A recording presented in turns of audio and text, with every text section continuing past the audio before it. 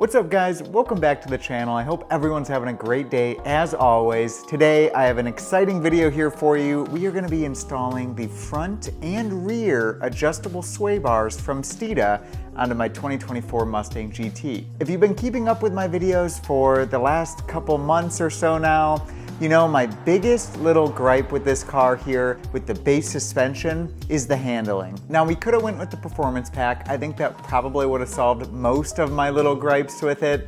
Kind of feeling heavy in the front end here, even though it is a heavy car.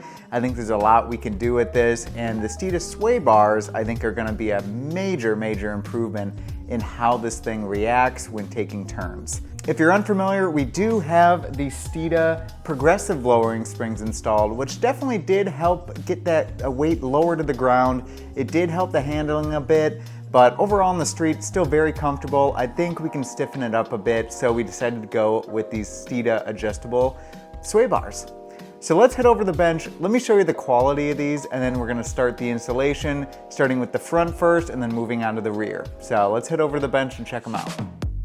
Well guys, here they are. This is the front and rear. This front bar, initial impression straight out of the box here is that the front bar is absolutely massive here. I think this is the 1 3/8 bar, and we got the rear bar here as well. But I'm really curious to see what the factory bars look like after seeing these. I hear they're pretty small, but we're gonna see in just a minute how small they actually are in comparison to these. But yeah, initial impressions with these two bars, guys, very good build quality. The finish of the blue is really nice as well. And obviously the blue and blue is gonna go pretty good together in my opinion. We also get the bushings here and mounts. This is for the front. These are for the rear, so I have those set off to the side for when we do the rear bar. But you can see there's a bunch of adjustment here on both bars. I was talking to Chris, who used to work at Steeda, and he was telling me with the progressive springs that we have on the car right now, we're gonna wanna use, I believe, this hole here, the second softest hole here, and the middle hole on the rear bar. So we're gonna give that a shot. The cool part about this is if we start playing around with the car and we wanna adjust from there, it seems pretty easy and we can definitely do that. But yeah, initial impressions, these are huge. This thing is a beast and it is heavy. So yeah, inadvertently we are adding more weight to the Mustang to make it handle better. But I think stiffening this whole thing up is gonna dramatically change the ride for me. And that's what I'm shooting for. I want this thing to feel really good going into turns. I want it to feel a little bit more responsive on turn in and exit. So I'm hoping this does the trick. If we need more after this, then we'd start looking into the dampers. But anyways, guys, we're gonna get started with the installation, doing the front first, gonna do the rear after. And I think most of the beginning part of this install we can do from the top. So let me pop the hood and then we'll start removing some bolts here, some intakes. We gotta get those out of there. And we'll see how involved this install is. I know the front is gonna be a little bit more difficult than the rear. So wish me luck. And before we get started here, you can see the signature collection is really going crazy right now. I'll go through them all real quick. We got Vaughn Gittin Jr. up top, the man here with all the RTR stuff, Chelsea DeNofa, T-Pain over here as well, Hurt up here, Derek from Derek Barron Productions. I'm sure a lot of you guys watch his channel. Gavin from It's Just a Six signed over here. And then the two new ones from the other night, we have Larry Chen, professional photographer. If you're not familiar, go check out his Instagram. He's got like 1 million followers over there. Really great work he does. And then we also have James Dean over here as well, who signed it. So we're really coming together with all the signatures, making this kind of a unique little piece here under the hood. But anyways, all that being said, we gotta first remove these two intake tubes. The boxes gotta come out, or at least the filters, and then we should be able to get access to the bolts underneath to the sway bar. So let's do that now.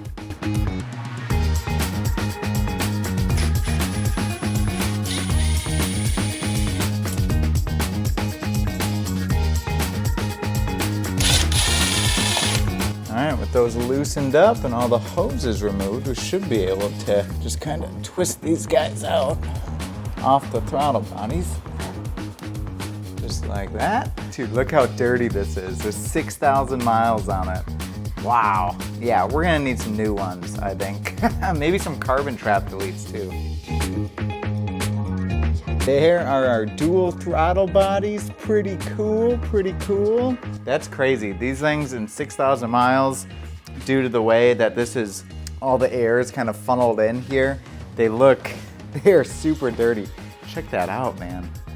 Yeah, we're gonna need probably some new ones of those. Maybe we'll do some of the Steeda drop-in filters, and we might do the carbon trap delete as well, gain a few horsepower there. Now that these are out though, we can get access to the sway bar mounts in there, the bolts. We're gonna need a really long extension. We're gonna go in from the top. It's gonna be pretty tight to get those, but we should be able to get these from the top. Wish me luck again.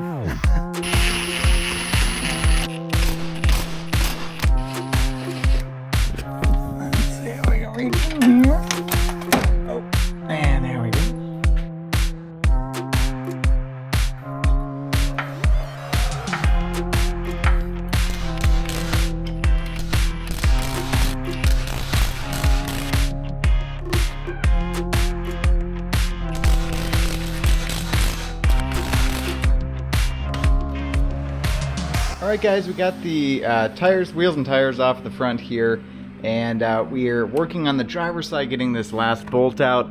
The only way to do this is a cover here, if you guys can see this, that covers up the bolt right there. And so you got to just kind of bend this back a little bit like that. And then I have this 18mm ratcheting wrench. It is too close to get a socket and any sort of bar in there. So we had to use this wrench here, and we kind of ghettoed out with adding a little leverage to the thing by extending it with another one. So safety, not first priority, I guess, but we did get it loosened up here, so I'm gonna remove that now, and then we'll start removing the end links here down at the bottom. We'll start removing these, and then we should be able to turn the wheel and take the bar out through the driver's side here. So we'll do that and be right back.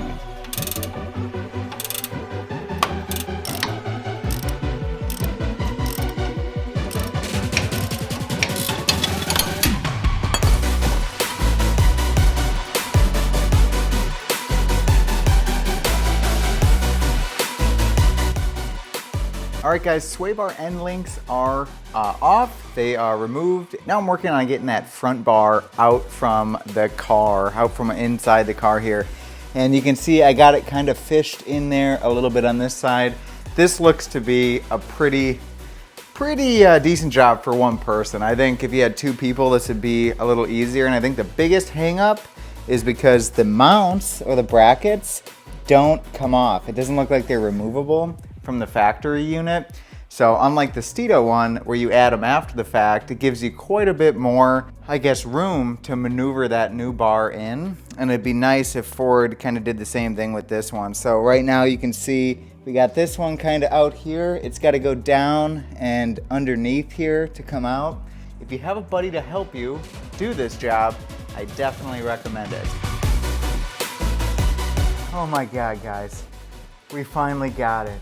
After like 40 minutes of wrestling with this thing and trying to get it out of there, we finally did it. It's literally because these brackets are in place, and it makes it like really difficult to get this thing out. But we finally did. I just had to really take my time with it and you know, not rush it, make sure it didn't get hung up on anything. If you're doing this yourself, just take your time. Really try to see every little area here before you just start yanking on the bar. But with that being said, now it's time to throw in the new one. I'm super excited about that. I think that's gonna be a lot easier. So let's get that new bar fished in there, and then we'll be able to grease up the mounts or the bushings and get this thing installed. So then it's on to the rear. All right, so for this step, we got to use the included energy suspension grease, and we're gonna grease inside the bushing. We're gonna put a bunch in here on both of these. We're gonna then go slip this over the bar, making sure that we add it to the inside of that little stop inside of the bar. The flat side goes down to the chassis of the car or the mount, And then I'm gonna add a little bit more of this on the outside, and that's where we're gonna sandwich the bracket over the top once we have it installed on the car. So pretty simple. Let me do that. We'll get these mounted in, and then we're gonna thread all these in by hand, all the bolts back by hand for the mount, and then we can kind of zip it down. And then we'll still have 2 of them, or at least 1 on that driver's side that we're gonna have to do old school with the little ratcheting wrench. Unfortunately, there's just no room in there. So let's do that, and we're one step closer to finishing this project up. Pretty cool.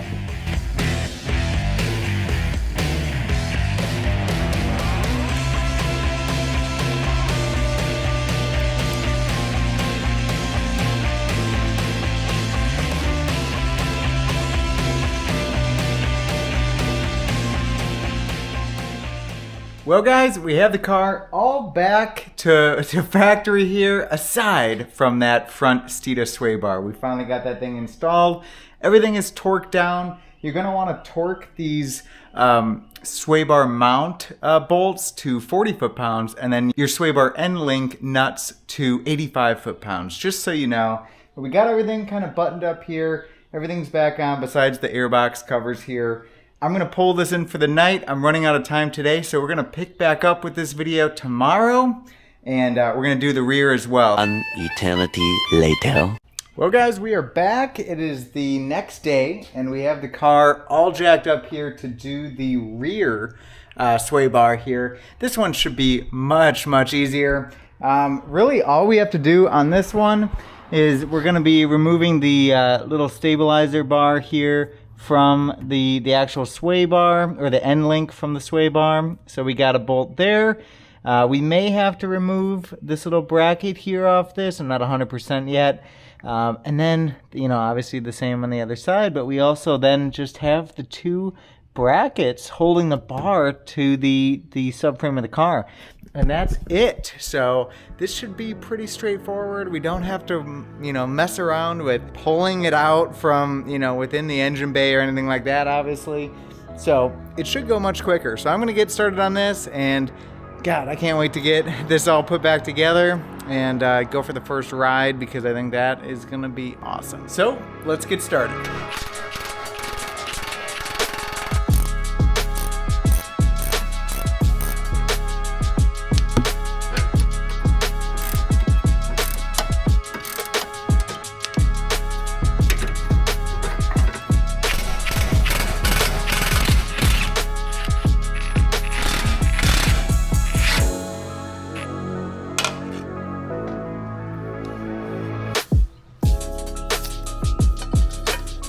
Just to show you guys real quick, look at the size difference of the rear bar. This stock one, I mean, it is super light and sounds almost like hollow, if you will. This one is solid, and it is physically solid, and it feels great. It is significantly stronger, it looks like, than the factory one. So pretty cool. We're gonna be using the middle hole here to keep it neutral for now, and we will adjust from there. But we're getting close, guys. I'm gonna go you know, do the same process we did yanking it out of there, and we'll be finishing up. So pretty cool.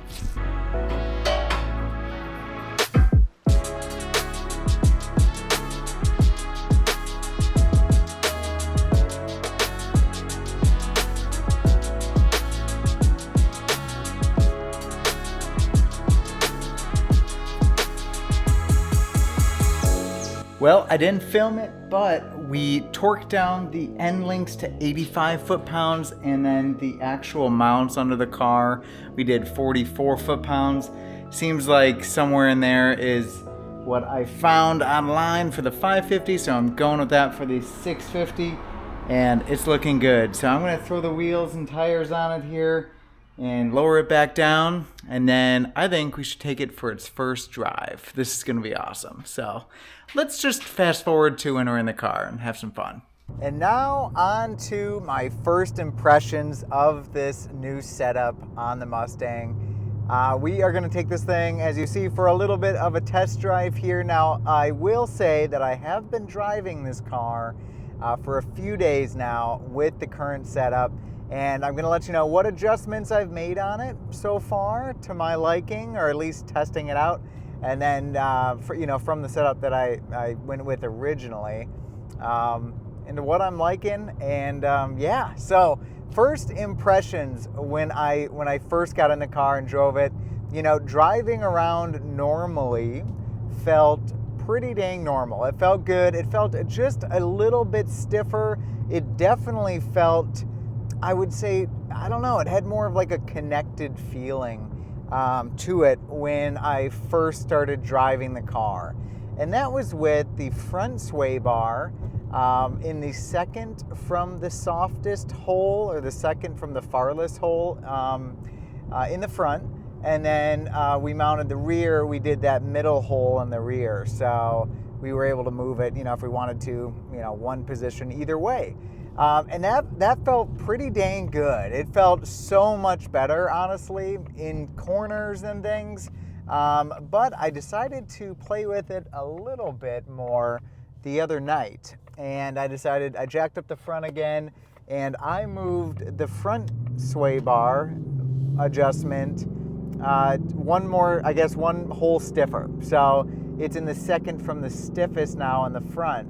And these are just my first impressions, but driving around with that setup today has been awesome. Like now I'm going into a turn hard, and man, the front end just stays literally, like the hood is like level, man. You feel a little bit of roll because we're on the progressive springs, and we could even go stiffer if we wanted to.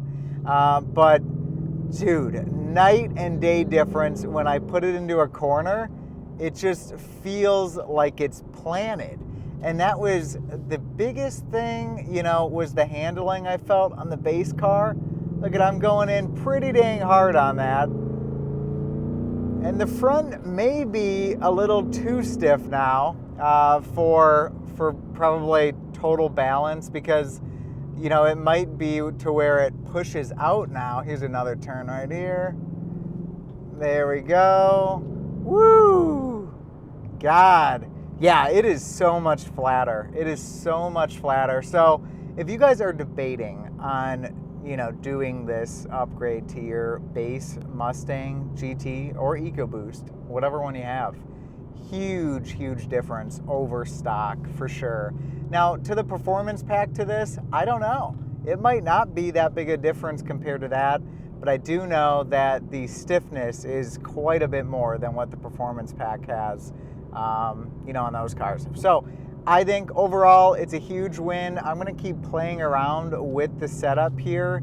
I might even try, setting this back again, taking it for another ride, seeing how I like it, or stiffening up the rear a little bit more and trying that out. But overall, the steering is quite a bit heavier now with those, with the front at the second from the stiffest hole. And overall, I mean, it feels good. It feels way more sports car-like than it did before, because before was great for just cruising around, but